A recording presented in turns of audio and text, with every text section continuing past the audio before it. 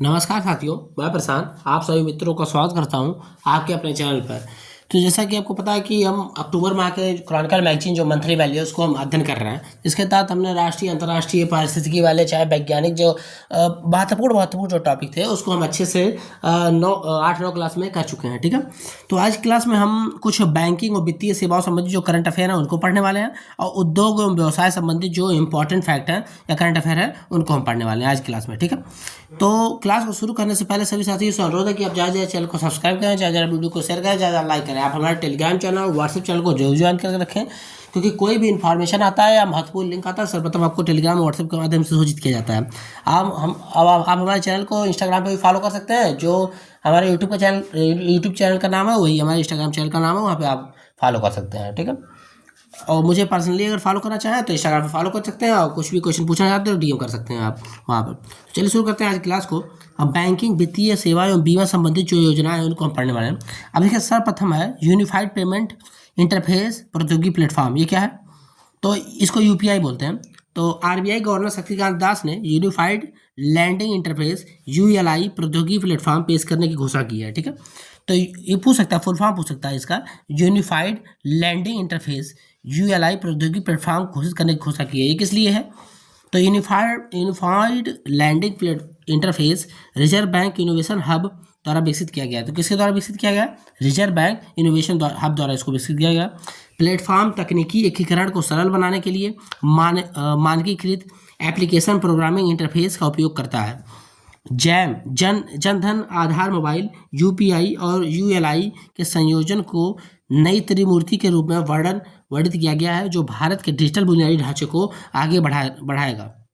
ULI का उद्देश्य पूरे देश में दक्षता लाना, लागत कम करना और तेजी से ऋण वितरण की सुविधा को प्रदान करना, खासकर छोटे और ग्रामीण उधारकर्ताओं के लिए। तो देखिए, एक आपको पता होगा कि एक यूपीआई था, यूनिफाइड पेमेंट इंटरफेस, और एक है जैम जनधन आधार मोबाइल। ठीक है, और एक है यूएलआई। यूएलआई का मतलब क्या है? Unified Lending Interface. इसके माध्यम से आपको यूएलआई उद्देश्य क्या है इसका? दक्षता लाना और लागत कम करना और तेजी से ऋण वितरण सुविधाओं को प्रदान करना, खासकर छोटे और ग्रामीण उधारकर्ताओं को, जैसे कोई भी लोन लेने जाए उसको त्वरित लोन दिया जा सके। इसका उद्देश्य है यूएलआई का, यूनिफाइड लैंडिंग इंटरफेस, इसका फुल फॉर्म है। इसको किसने जारी किया? उस समय के जो तात्कालिक गवर्नर थे शक्तिकांत दास, उनके द्वारा लॉन्च किया गया था। अब तो गवर्नर बदल चुके हैं आरबीआई के। आगे बढ़ते हैं। आरईसी और जेएनपीए के मध्य एमओयू पर हस्ताक्षर।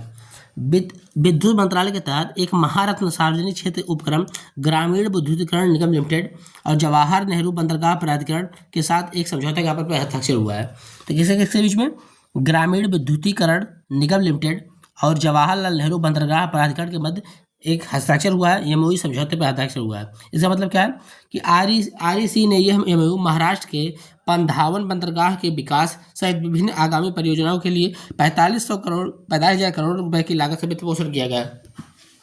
आपको पता होगा कि एक बंदरगाह बन रहा है, वहाँ पे पंधावन बंदरगाह महाराष्ट्र में बन रहा है, वहाँ पर इलेक्ट्रिसिटी के लिए ये समझौता किया गया है। ठीक है, समझौते में जेएनपी बुनियादी ढांचे परियोजनाओं को लागू करेगा और आरईसी आवश्यक धन मुहैया कराएगा। ठीक है, तो जेएनपीए बुनियादी ढांचा बढ़ाएगा और आरईसी यहाँ पे आवश्यक धन मुहैया कराएगा। मतलब समझौता हुआ है बंधावन बंदरगाह को बनाने के लिए। इसमें जवाहरलाल नेहरू पोर्ट ट्रस्ट जो है उसका निर्माण करेगा, और जो ये विद्युत कंपनी आरईसी है वो पैसा उपलब्ध कराएगी। ठीक है, अब आरईसी का देख लेते हैं। आरईसी के प्रबंध अध्यक्ष कौन है? तो प्रबंध निदेशक इसके विवेक कुमार देवांगन है।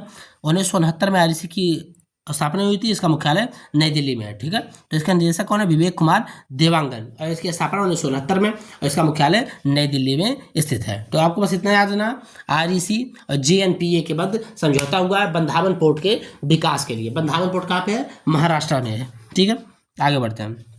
आरबीआई द्वारा फाइनेंशियल ईयर 25 के लिए मुद्रास्फीति अनुमान 4.5% रखा गया है।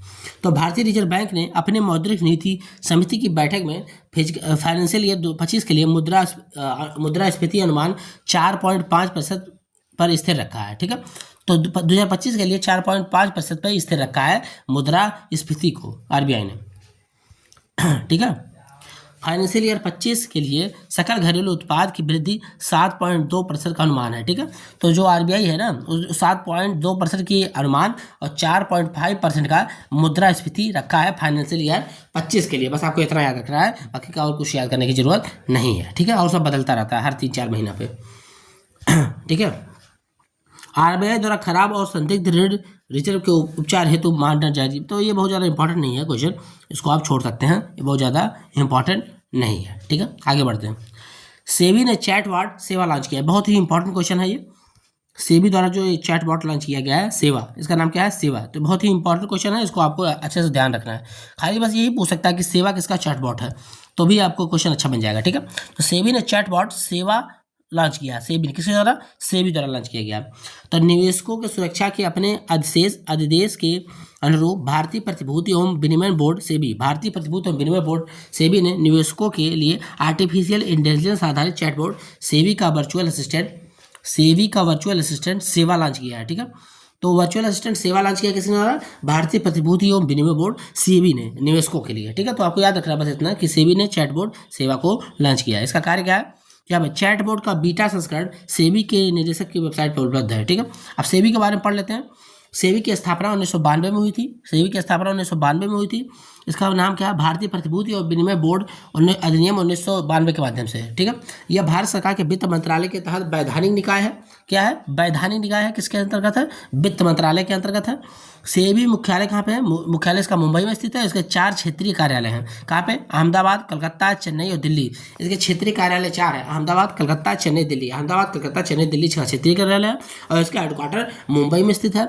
और सेबी अधिनियम 1992 के माध्यम से इसका गठन 1992 में किया गया था। ठीक है, तो इसने पोर्टल कौन सा जारी किया है? सेवा नाम का पोर्टल जारी किया है चैटबॉट के लिए, निवेशकों के लिए। ठीक है, आगे बढ़ते हैं। अब आगे देखते हैं उद्योग एवं व्यवसाय संबंधित क्या अक्टूबर मंथ के मैगजीन में रहा, इसको हम अच्छे से पढ़ने वाले हैं। ठीक है, तो जोमेटो द्वारा पेटीएम की इवेंट टिकटिंग का अधिग्रहण, ये क्या है? बहुत इंपॉर्टेंट क्वेश्चन है। जोमेटो ने पेटीएम के इवेंट टिकटिंग सहायक company Wasteland Entertainment Private Limited और ऑब्जर्वेशन टेक्नोलॉजीज प्राइवेट लिमिटेड का अधिग्रहण कर लिया है। ठीक है, तो जोमेटो ने किसका किया? पेटीएम की कंपनी है वेस्टलैंड एंटरटेनमेंट प्राइवेट लिमिटेड और ऑर्गेनाइजेशन टेक्नोलॉजी प्राइवेट लिमिटेड का अधिग्रहण कर लिया। किसने? जोमेटो ने, पेटीएम की जो कंपनी थी। ठीक है, तो इवेंट टिकटिंग कंपनी थी। इसका 2048 करोड़ का मूल्य से पूरा अधिग्रहण किया है इसको। ठीक है, तो बस आपको इतना याद रखना है कि जोमेटो ने किस कंपनी का अधिग्रहण किया है। तो एक कंपनी थी पेटीएम की वेस्टलैंड एंटरटेनमेंट प्राइवेट लिमिटेड और ऑब्जर्वेशन टेक्नोलॉजीज प्राइवेट लिमिटेड, इन दोनों का अधिग्रहण किसने कर लिया है? जोमेटो ने कर लिया है। ठीक है, कितने में? 2048 करोड़ रुपए के मूल्य से। ठीक है, आगे बढ़ते हैं। सरकार द्वारा 35% तक बायो बिटुमेन मिश्रण की अनुमति, ये क्या है? तो केंद्रीय बायो बिटुमेन क्या है, अभी आगे पढ़ते हैं। तो ये बहुत ही इंपॉर्टेंट क्वेश्चन है, इसको आपको याद रखना है। बायो बिटुमेन क्या है, ये पूछ सकता है। तो 7 अगस्त 2024 को केंद्रीय सड़क एवं परिवहन मंत्री नितिन गडकरी ने कहा कि सरकार पेट्रोलियम आधारित बिटुमेन में 35% तक लिग्निन के मिश्रण की अनुमति देगी। 35% तक लिग्निन के मिश्रण को मंजूरी देगी। नितिन गडकरी ने कहा कि 1 टन पराली धान का भूसा से 30% बायो बिटुमेन और 350 किलोग्राम बायो गैस और 350 किलोग्राम बायोचार मिलता है। ठीक है, तो मतलब अगर एक किलोग्राम 1 टन पराली को जलाया जाता है तो 30% बायो बिटुमेन, 350 किलोग्राम बायोगैस और 350 किलोग्राम बायोचार मिलता है। पेट्रोलियम आधारित बिटुमेन की कीमत 50 रुपये प्रति किलोग्राम है, जबकि बायोमास चावल के भूसे से बायो बिटुमेन की कीमत 40 रुपये प्रति किलोग्राम है। ठीक है, भारत में 90% सड़कें बिटुमिनस परतों के माध्यम से तैयार की जा रही हैं। तो 90% सड़कें किससे बनाई जा रही हैं? बिटुमिनस परतों के माध्यम से। बिटुमेन एक काला पदार्थ है जो कच्चे तेल के आसवन से बनता है और इसका उपयोग सड़क और छतों को बनाने में किया जाता है। तो बिटुमेन एक काला पदार्थ है जो कच्चे तेल के आसवन से बनता है और इसको सड़क और छत बनाने में किया जाता है। बायोमास पराली को बायो सीएनजी में बदलने के लिए हरियाणा, पंजाब और पश्चिमी उत्तर प्रदेश में 450 परियोजनाएं संचालित हैं। ठीक है, तो 450 परियोजना कहाँ पर संचालित है? मतलब हरियाणा, पंजाब और पश्चिमी उत्तर प्रदेश में। ठीक है, आगे बढ़ते हैं। पारादीप फास्फेट लिमिटेड एवं एमसीएफएल का विलय क्या है? तो पारादीप फास्फेट लिमिटेड के साथ मैंगलोर केमिकल्स एंड फर्टिलाइजर के प्रस्तावित विलय को मंजूरी दे दी गई है। ठीक है, तो पारादीप फास्फेट लिमिटेड के साथ मैंगलोर केमिकल्स एंड फर्टिलाइजर के विलय को मंजूरी दे दी गई है। ठीक है, बस आपको इतना याद रखना है, बाकी का और आगे याद करने की जरूरत नहीं है। ठीक है, सौर पैनल निर्माताओं के लिए नियम, तो बस आपको इतना याद रखना है कि 7 अगस्त 2024 को केंद्र सरकार ने पारदर्शिता में सुधार लाने के लिए सौर परियोजनाओं में घरेलू घटकों के उपयोग को लागू करने के लिए सौर पैनल निर्माताओं के लिए नियम कानून पेश किए हैं। ठीक है, तो किसने बनाया? केंद्र सरकार ने सौर पैनल निर्माताओं के लिए नियम कानून बना दिए हैं। ठीक है, एक दिशा निर्देश जारी किया, बस आपको इतना याद रखना, बाकी और कुछ इंपॉर्टेंट नहीं है। अब लास्ट क्वेश्चन है आज का कि दो हाइड्रो पंप भंडारण संयंत्रों को मंजूरी। क्या है? तो केंद्रीय विद्युत प्राधिकरण ने 2 हाइड्रो पंप भंडारण संयंत्रों को मंजूरी दे दी है। पहला ओडिशा में 600 मेगावाट के ऊपरी इंद्रावती परियोजना है, जिसे OHPC लिमिटेड द्वारा विकसित किया जाता है। दूसरा कर्नाटका में 2000 मेगावाट की शरावती परियोजना है, जिसे KPCL द्वारा विकसित किया जाता है। मौजूदा शरावती जल विद्युत परियोजना के ताला कलाले बांध को ऊपरी जलाशय के रूप में इस्तेमाल किया जा रहा है। प्रस्तावित पंप स्टोरेज के लिए गोरुसुप्पा बांध को निचले बांध के रूप में इस्तेमाल किया जाएगा। 8,000 करोड़ रुपए की 2000 मेगावाट की शरावती परियोजना देश की सबसे बड़ी पंप स्टोरेज बिजली उत्पादन इकाई है। तो पंप स्टोरेज सबसे बड़ी बिजली इकाई है। ठीक है, तो 2 हाइड्रो पंप भंडारण संयंत्र का मंजूरी दी गई है। पहला कहाँ पे है? ओडिशा में 600 मेगावाट का ऊपरी इंद्रावती परियोजना, जिसको OHPC द्वारा बनाया गया है। और दूसरा कर्नाटका में 2000 मेगावाट का शरावती परियोजना, जिसे KPCL द्वारा विकसित किया गया है। ठीक है, और जो ये 8,000 करोड़ रुपए के 2000 मेगावाट की शरावती परियोजना देश की सबसे बड़ी पंप स्टोरेज बिजली उत्पादन की इकाई है। बस आपको इतना याद रखना है। तो ये हो गया वित्तीय संबंधित और अन्य योजनाएं जो हैं उससे संबंधित। ठीक है, अब इसके बाद आपको नेक्स्ट क्लास में आपको मैं बता दे रहा हूँ, अभी सार संक्षेप पढ़ना है, इसमें नियुक्ति वगैरह पढ़ना है, ये नियुक्ति कौन कौन सी हुई, कौन सा नया अपॉइंटमेंट हुआ, इसके बारे में पढ़ना है। उसके बाद खेल वाला बच रहा है आपका, खेल वाला पढ़ेंगे, उसके बाद ऑनलाइनर आ जाएगा। ठीक है, उसके बाद ऑनलाइनर पढ़ लेंगे, आपका अक्टूबर महीने का करंट अफेयर अच्छे से कवर हो जाएगा। तो 4-5 क्लास और लगेगा, आपका अच्छे से अक्टूबर मंथ के मैगजीन कंप्लीट हो जाएगा। ठीक है, बस आप बार बार उसके बाद रिवीजन आप कर सकते हैं उसी वीडियो को। ठीक है, तो आपको वीडियो कैसी लगी आप कमेंट बॉक्स में कमेंट करके बताएंगे। आप कुछ क्वेश्चन पूछना चाहते हैं तो आप कमेंट बॉक्स में कमेंट करेंगे, उसका आंसर मैं अवश्य दूंगा। ठीक है, तो वीडियो को एंड करने से पहले सभी साथियों से अनुरोध है कि आप ज़्यादा चैनल को सब्सक्राइब करें, ज़्यादा वीडियो को शेयर करें, ज़्यादा लाइक करें। आप हमारे टेलीग्राम चैनल, व्हाट्सएप चैनल को जरूर ज्वाइन करके रखें और हमें इंस्टाग्राम पे भी फॉलो कर सकते हैं। अगर मुझे आप इंस्टाग्राम फॉलो करना चाहते हैं तो आप लिख सकते हैं वहाँ पे प्रशांत PRASHANT मिश्रा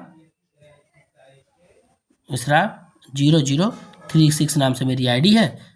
यहाँ पे आप मुझे फॉलो कर सकते हैं। अगर आप कुछ क्वेश्चन पूछना चाहते हैं तो आप DM कर सकते हैं, मैं उसका आंसर अवश्य दूंगा। ठीक है, तो मिलते हैं नेक्स्ट क्लास में नेक्स्ट वीडियो के साथ। धन्यवाद।